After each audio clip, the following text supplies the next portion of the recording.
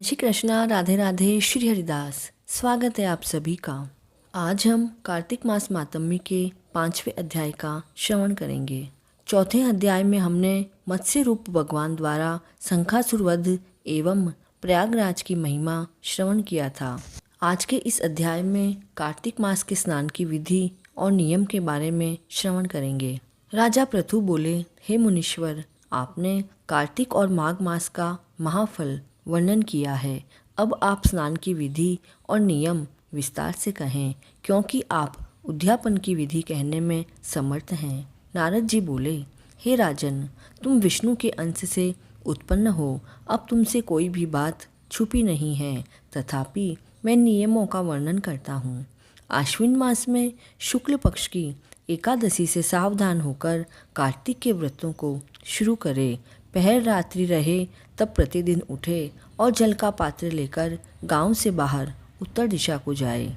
दिन में सायंकाल जनेऊ को कान पर चढ़ाकर उत्तर को मुख करके भूमि पर तृण बिछावे और सिर को कपड़े से ढक ले।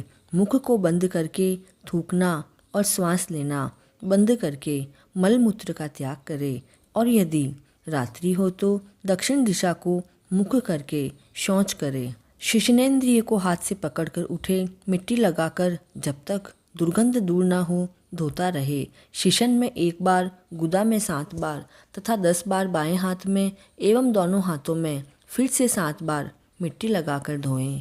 यह नियम इस तरह गृहस्थी करे। ब्रह्मचारी को इससे दुगुना, वानप्रस्थों को तिगुना और साधु सन्यासी को चौगुना करना उचित है। जो शौच क्रिया दिन के लिए कही है, उससे आधा रात्रि में, इससे भी आधा रोगी करे और इससे भी आधा मार्ग में चलने वाला करे।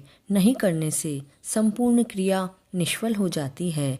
जो मुख शुद्ध नहीं करते, उनको मंत्र फलदायक नहीं होते। इसलिए दातुन करना भी अत्यंत आवश्यक है। दातुन लाते समय निम्न मंत्र बोलकर प्रार्थना करें। आयुर्बलम यशोवच प्रजा पशुवसुनी च ब्रह्म प्रज्ञा च मेधा त्वम नो देहि वनस्पते। वृक्ष से कहें, हे वनस्पति, तू हमको आयु, बल, यश, तेज, संतान, द्रव्य, यज्ञ एवं वेद पाठ की शक्ति और बुद्धि दे। इस प्रकार मंत्र को पढ़कर बबूल, गूलर आदि किसी दूध के वृक्ष की 12 अंगुली लंबी दातुन लावे। श्राद्ध तिथि व व्रत के दिन दातुन ना करें। प्रतिपदा, अमावस्या, नवमी, षष्ठी तिथियों और रविवार तथा चंद्र सूर्य ग्रहण के दिन भी दातुन ना करें। कांटों के वृक्ष कटेरी, संभालू, कपास, पीपल, वट, अरंड और दुर्गंध के वृक्षों से दातुन ना करें। उसके बाद विष्णु भगवान और शिव भगवान के मंदिर में प्रसन्नता से विधि पूर्वक पुष्प, गंध, तांबुल आदि ले जाए तथा भगवान को बिल्व पत्र आदि पूजन के उपचारों के साथ नमस्कार करके गीता आदि स्तुति गान करें एवं मधुरवाणी में भजन गाए। फिर ताल, वीणा, मृदंग ध्वनि से युक्त उन नाचने और गाने वालों का चंदन पुष्पादि से पूजन कर स्वागत करें, क्योंकि देवालय में भजन कीर्तन करने वाले लोग विष्णु स्वरूप होते हैं। जैसे सतयुग में जप, तप, यज्ञ, दान आदि भगवान को प्रसन्न करते हैं, वैसे ही कलयुग में भक्ति पूर्वक भजन, संकीर्तन आदि ही एकमात्र साधन है। हे राजन, जब मैंने भगवान से पूछा कि आप कहाँ निवास करते हो, तब वे बोले, हे नारद, मैं वैकुंठ अथवा योगियों के हृदय में नहीं रहता हूँ। मेरा निवास तो भक्तों के कीर्तन आदि गान में है। गंध पुष्प आदि से जो मेरे भक्तों का पूजन करते हैं, मैं उनसे इतना प्रसन्न होता हूँ जितना कि मैं स्वयं अपने पूजन से भी नहीं होता। जो मूढ़ लोग पुराणों की कथा सुनकर और मेरे भक्तों द्वारा किए गए संकीर्तन गान को सुनकर उनकी निंदा करते हैं, वे मेरे शत्रु के समान हैं। सीरस, धतूरा, कटेरी, मल्लिका, सेमर, आर्क तथा कनेर के फूल से विष्णु भगवान की पूजा नहीं होती है। गुड़हल, कुंद, सीरस, जूही, चमेली, मालती, केतकी आदि से भगवान शिव की पूजा नहीं होती है।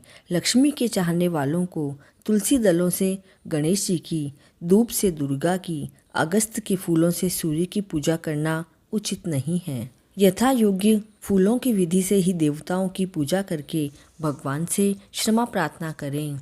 हे सुरेश्वर, हे देव, मैं मंत्रहीन, भक्तिहीन और क्रियाहीन हूँ, अतः अज्ञानतावश मैंने आपकी जो कुछ भी पूजा की है वह पूर्ण होवे। फिर प्रदक्षिणा करके दंडवत प्रणाम करें और भगवान की कीर्तन, स्तुति आदि उनकी प्रसन्नता के लिए करें तथा उनके सामने गान आदि करके प्रार्थना द्वारा अपराध क्षमा करावें।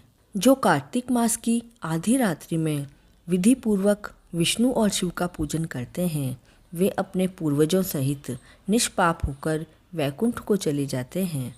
इस तरह कार्तिक मास मातम्य का 5वां अध्याय पूर्ण हुआ। ठाकुर जी हम सभी के मनोरथ पूर्ण करें, इसी मंगल कामना के साथ। जय श्री कृष्णा।